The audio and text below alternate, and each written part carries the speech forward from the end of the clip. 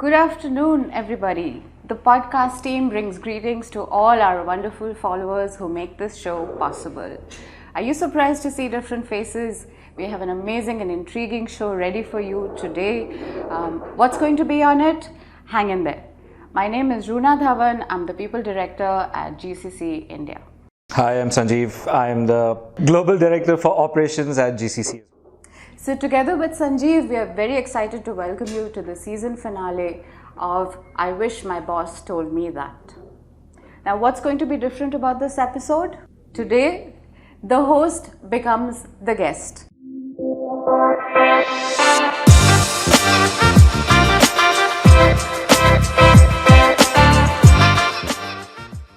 We've turned the tables and we have Serge De Vos.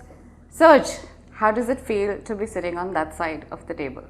It feels a little bit weird, to be honest. No? Comfortable, but a little bit weird, because this is a show that we started last year in the middle of the pandemic. It's like a little baby that we've been feeding and trying to let grow for about 1 year. So it's a bit weird to say goodbye to that baby.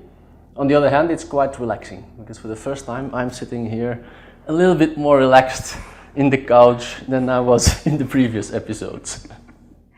As Serge said, right, he has literally passed on the baton to Runa and myself after creating an amazing legacy over the last 4 years. So we decided to pay it back in terms of turning the tables on him for this show. So, Serge, are you ready? I'm ready. All right, let's go. All right, so we have a lot of questions from our internal audience, our external audience, and I'm going to start with the first one. This is going to require you to roll back in time a little bit. What was Serge like as a child? Tell us about your family, your childhood. That's more than a little bit, no? That's starting to add up slowly. So, what I always tell everybody, when I introduce myself, is, so I grew up in Belgium, obviously. In a small city, for sure, in Indian terms, very small city, probably a town, has like 100,000 inhabitants. And I grew up in a very simple family. So my father was a mailman, delivering post to people's houses, and my mother was a part-time cook in the city hall, city commune. So you could say they're kind of middle class, lower class for sure in terms of income. But I had the amazing opportunity to go study in our university in Belgium, which is one of the best universities in the world, by the way, and it is almost free. That's what's so amazing about it, because people from all over, from every rank in society can go there, can study, and it's all down to hard work, and if you're able to get through, you get through. You don't need to have all the financial means. So that's where I started from. Grew up in a small family. I have one brother. He's 6 years younger than me. And that's about it, where I grew up. If you would meet some people that I grew up with, I don't think they would really recognize me today anymore. So I was a very, very shy boy. Very, very shy. It's a little bit in contrast with standing on a shared challenge meeting with 1,000 people dancing with a matrix jacket, or sitting here in a podcast with 3 cameras on your face. Interesting. So how did AB InBev happen then? AB InBev was always a dream. So when you study and you live in Leuven, where Stella Artois is being brewed, you drink some Stella Artois in the evening, you smell the Stella Artois in the morning. And it was the one and only international company in Belgium, or the real one. And of course it's beer, so everybody wants to work for beer. So it was the dream company already when I was studying in Leuven. Didn't manage to get into AB InBev. Started working in another company for about 10 years, had a great career. But then finally, after 10 years, I managed to get into AB InBev. I tried 3 times, I think. So I got rejected twice, 3rd time, it worked. 3rd time lucky. Would you call Stella your first love and you really pursued? No, because I wasn't really a beer drinker when I was young. I wouldn't drink, not that I drink a lot now, but a little bit more than when I was young. But I think it's an amazing brand. But it's obviously because that's where I grew up, I have a lot of memories when we were in college. We went to a bar and you have a Stella in this typical glass that we only use in Belgium, by the way. Interesting. Boerke for our Flemish listeners. Cool. But you spend a lot of time, Serge, with campus hires, with budding talent. Where does that belief come from? I love to work with young people. Simple as that, right? So I love to be in a group of very young people who are full of energy, who are very ambitious, and I think it's one of the reasons why I'm also remaining young. Right? If you're able to work in this type of environment, you get that energy from them, you get that ambition from them, so that's great. And I love helping and coaching younger people. Right? I think everybody deserves to have a great career opportunity, right? Or an opportunity to make an amazing career, and it's very rewarding if you're able to help young people, right? And so yeah, we went to campus, I think immediately when I was here in India, and it's amazing. Going to campus here is great. We see some of the best people there in campus, and we go to all different types of campuses in different cities, and have some great stories about those campus hires. By the way, I'm not sure if we have time for this. We have some really nice ones. My favorite, should I say my favorite campus, or is that politically not correct here? You can say it, then It's your show and it's your last show, so go ahead. Yeah, so it's like EBIMBEV Katempo High, that university, right? So there's a university that connects to the same slogan. Yeah. And I remember the first time we went to KGP, that's exactly the slogan that we used at that moment in time. It was one of the best campus visits we had. But yeah, I have some other campuses that I love because I think they're doing amazing stuff in terms of coaching younger students. But I have some great stories there. I think the amount of talent that we can find here in campus is unbelievable. And again, in every single tier of college, right? Not only in the top tier colleges. And I think also the way that we were recruiting was really nice. So Serge, sorry, on that note, the way we were recruiting, right? I think when you came into the center, one of your visions was to really move GCC from being a transactional based center to a center that creates value. And I think that's what was linked with this hiring strategy that you drove. But obviously when you got in, that wasn't the strategy at that point, which you had to bring in to kind of move away from the transactional mindset. How challenging and what really were the challenges that you faced? Not the ones that you told us in the meeting rooms, but what really were the challenges that you were thinking and going through when all this was happening? To change the mindset. Yeah. Man, this takes a couple of years, right? So it really takes a couple of years. I think it takes a lot of hard work, showing the right example, bringing in talent from campus, for example, people who come with different perspectives. So they come without any working experience, obviously, but they come with a new skill set in terms of technologies, whatever is happening today in the market, they will know. And these are things that we don't have, right? So I learned a lot from these campus hires as well, in terms of new mindsets, new skills, new technologies that I learned from them, and I can kind of coach them and mentor them on career management. So it's a long journey. I think you need to, first of all, bring people into your company with a different set of skills that, to be honest, they might not need on day one, because day one your office did not change, your work did not change, and you're bringing in people with a very different skill set. So we need to see how can we keep those people engaged, how do we give them challenges to really transform that way of working using their skill set, and then spend a lot of time and effort on upskilling the organization that you have, right? So really driving that mindset and showing great examples. Showing examples of people who did exactly that turnaround. And I think we have many of those examples of people who joined us, 4, 5, 6 years ago, and today, if you look at them, are completely different managers, for example. The vision that you had, Serge, when you came here seems to have translated quite a lot into reality. We've won so many awards during your tenure here with us, shared services awards, awards for diversity, for inclusion, great managers, great place to work, so many awards. Had you continued in your tenure as our lead, what else would you have aimed for? What would your priorities have been? The priorities would have been very similar, I think. I think priorities will stay there for another 2-3 years. Yeah? So I think the world around us is changing, economy is changing, work is changing, and probably the biggest priority for the next 3 years is around upskilling your whole organization. You know, we started the journey, but there's such a long way still to go. So upskilling for sure, making sure that everybody gets trained on data, on analytics, on technology. Super important for people to remain relevant, that they really acquire those skills, and for us to help them acquire those skills. So that's for sure a top priority. And I think keep on building that brand outside of AB InBev. Keep on building our brand as an amazing employer, full of energy, full of opportunities, full of great managers, great people. That should also be like a top priority. So, talking about branding, by the way, it was an amazing win for you to get the Great Managers Award in 2021, which kind of just reinforces all that you just spoke about. But in doing so, you did that coming to an alien culture, very different culture.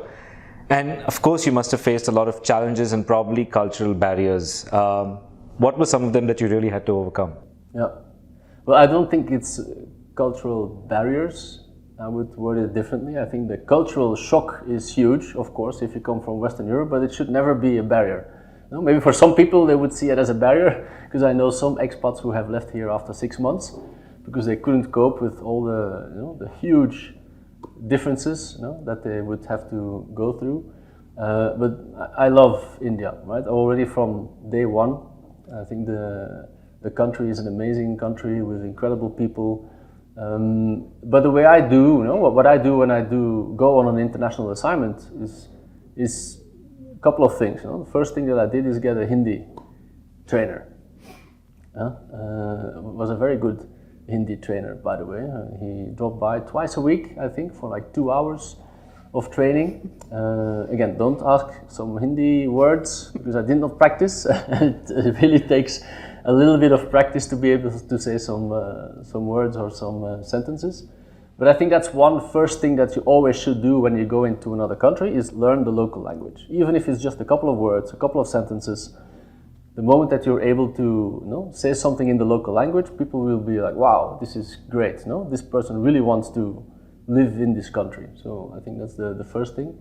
The second thing I did literally within 1 month of being here is buying a Royal Enfield Bullet, a 1981 traditional version.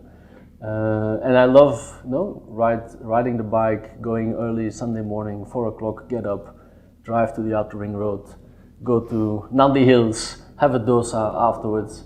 Because this is part of what everybody does here. It's like, and then get into the traffic. By the way, I also do U-turns now, very, very easily. I drive in the opposite direction as well. Even when there's nobody driving opposite that direction, I'm taking initiative. Or maybe I should not say this officially. I'm not sure. But okay, it's not illegal here, I think. Anyway, but these type of things you get to appreciate a lot more, and you really integrate in the country that you're in. And dancing, I can't dance at all, but I love dancing on some Hindi music, which we did a couple of times in front of the whole company. So these are the type of things that make you enjoy, right, and make you really integrate into a country. And I think the people who then observe you say, wow, he's really having a lot of fun and he really appreciates us and our culture, right?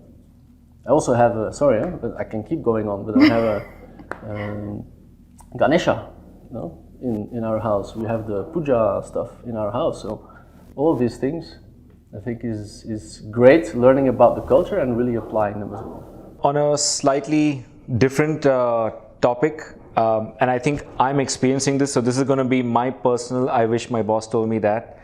What I've seen in the last couple of weeks since taking over this role is it's becoming so difficult to manage my calendar with all these meeting requests coming in and there's always so much to do and so less time.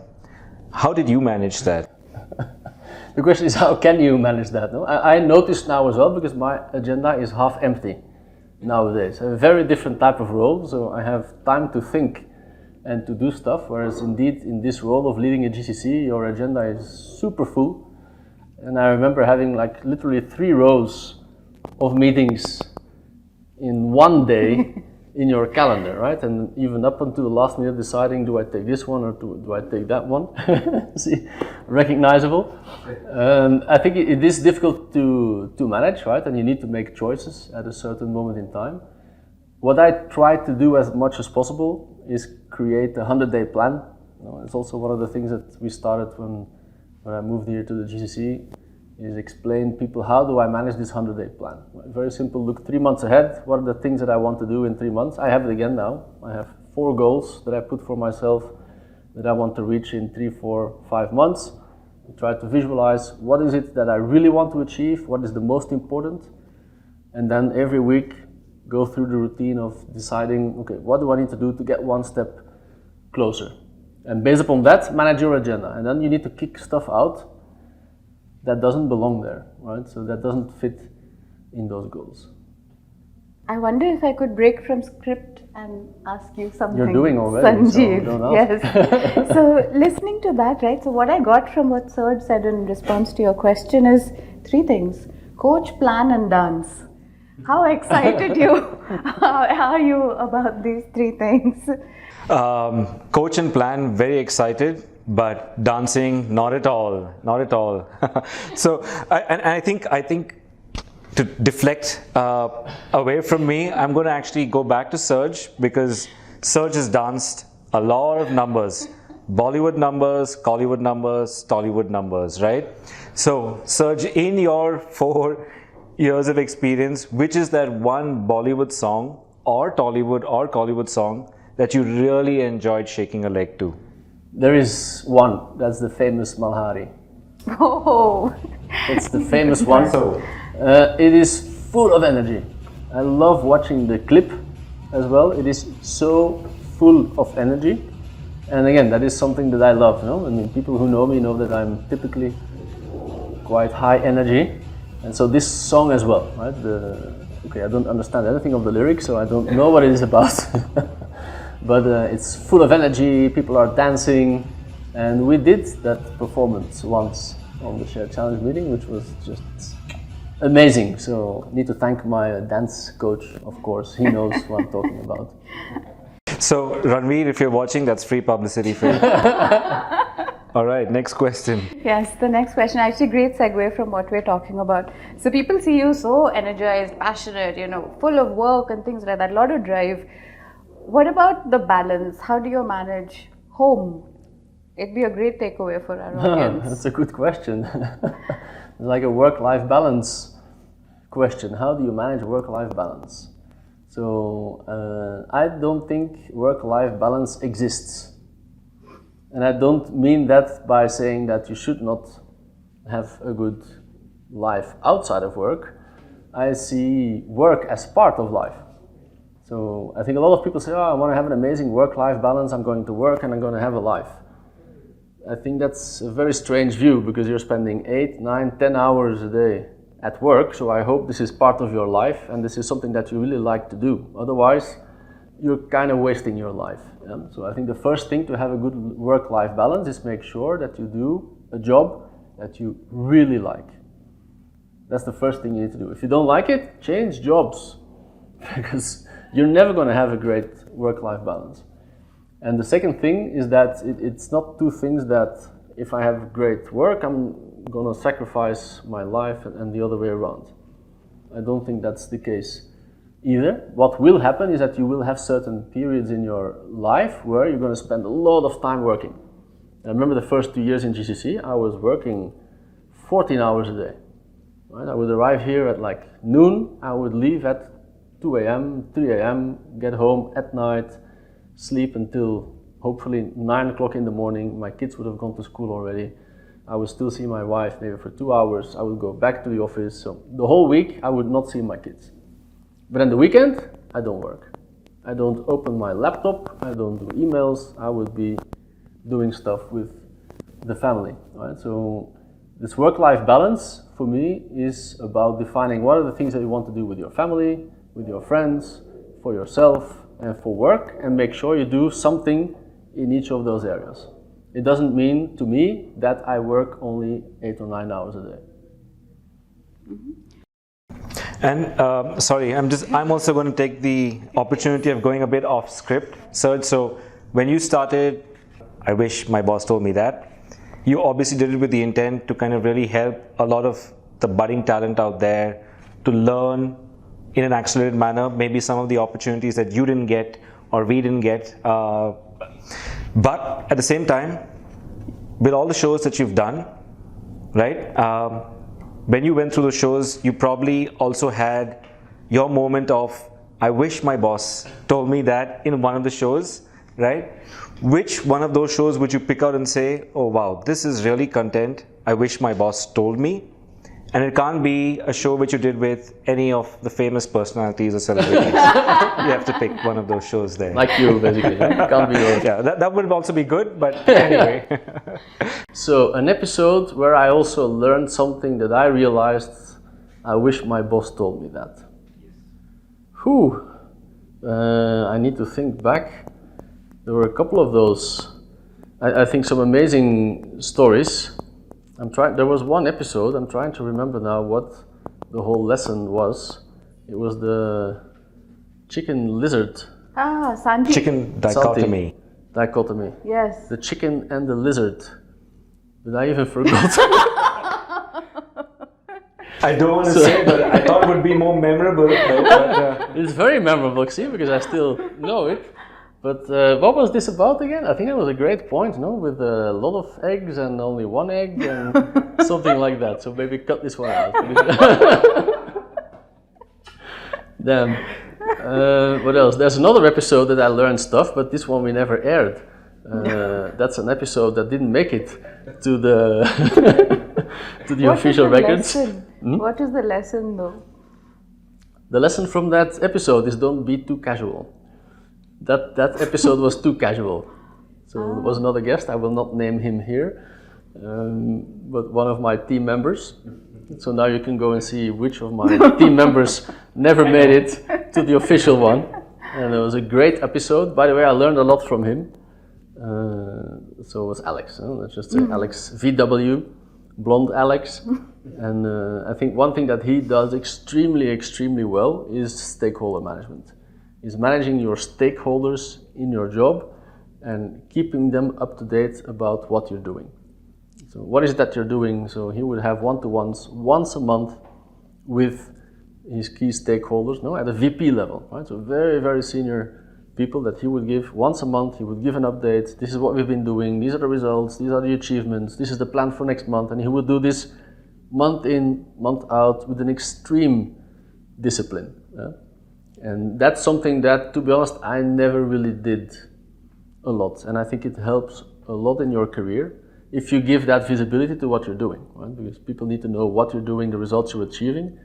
And he's a master in that. Any more? I will save this for the rapid fire. Okay. So last thing from me, just shifting focus away from the stakeholder back to your own team. So the sense of belongingness and oneness that you developed and fostered within your team. So what tips do you have for newer managers or first-time managers on how they can approach this? Well, I didn't do any of those things intentionally or planned, right? So it's very nice that you say that you think there's a sense of belonging and oneness, but it's not planned at all. So it's not that I'm using some methodology or a best practice. I think what I do in my job is I am just myself. Simple as that. So if you would know me outside of work or in the office, same person, no difference. And so I try to be myself with my team as well. So very humble, very simple, getting opinions from people, having fun, always try to make fun with your team, be open for feedback, all of those things. And I think once your team sees that it's really you who is there and you're part of the team and you're trying to help everybody in the team, then probably this sense of belonging follows as a consequence. Yeah. Now I have a follow-up question. Yeah. So if you're the same person at home and at work. I'm very, very curious now You're very concerned about my family now. Yeah? One-on-ones that you might be having in the home front, right? So when you and let's say you and your oldest child are having a discussion, how does it go typically? Without revealing too much, let us know. It's probably very similar, no? I'm very quite demanding and quite straight to the point, to be honest. So they get a little bit frustrated with that for sure from time to time. But I always have high expectations of my team, of myself, but also my family. And you recognize performance at home as well. No, we don't do the yearly performance reviews. There's also no hike, so it doesn't matter. All right, but you do something for fun, I assume. Yeah, we go a lot to Starbucks. Okay, cool. Okay, so Serge, we move into the next and final round. It's going to be a rapid fire, and I'm counting on you to make this rapid fire, unlike most rapid fire quizzes which are not rapid fire. So I'm going to ask you a series of questions. Try and keep them casual. Let us know what you think first, all right? So first question is a perception about India that you had when you came in and what's changed. To be honest, I did not have any perception or any expectation, to be honest. I'm trying to remember the first time I arrived to India. I was probably shocked here and there to see things that I did not expect.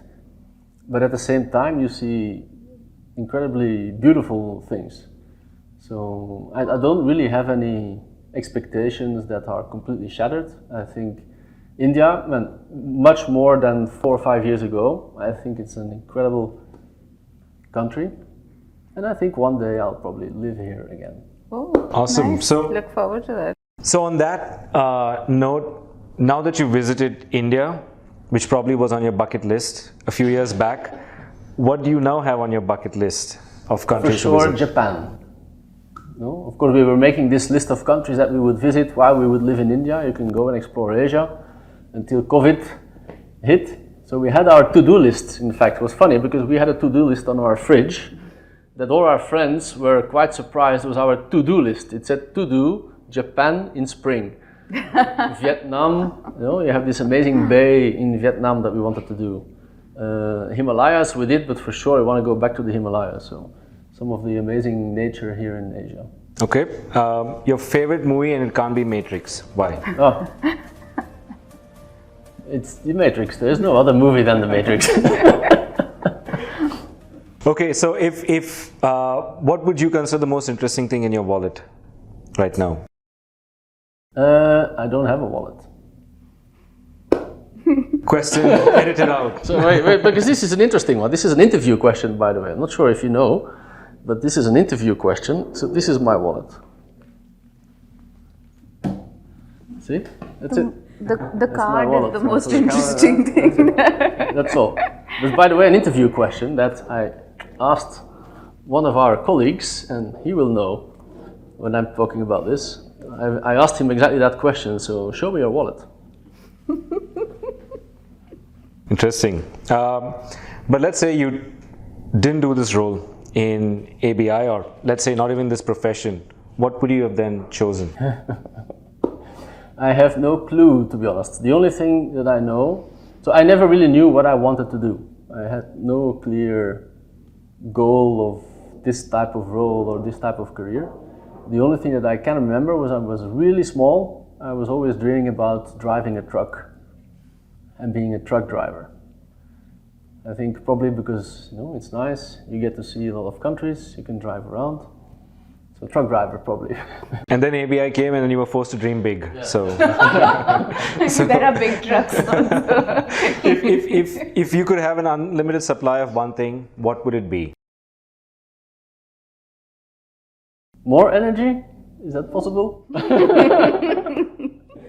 To do even more things? I just keep on having ideas and things that I want to do, and I just don't have enough time.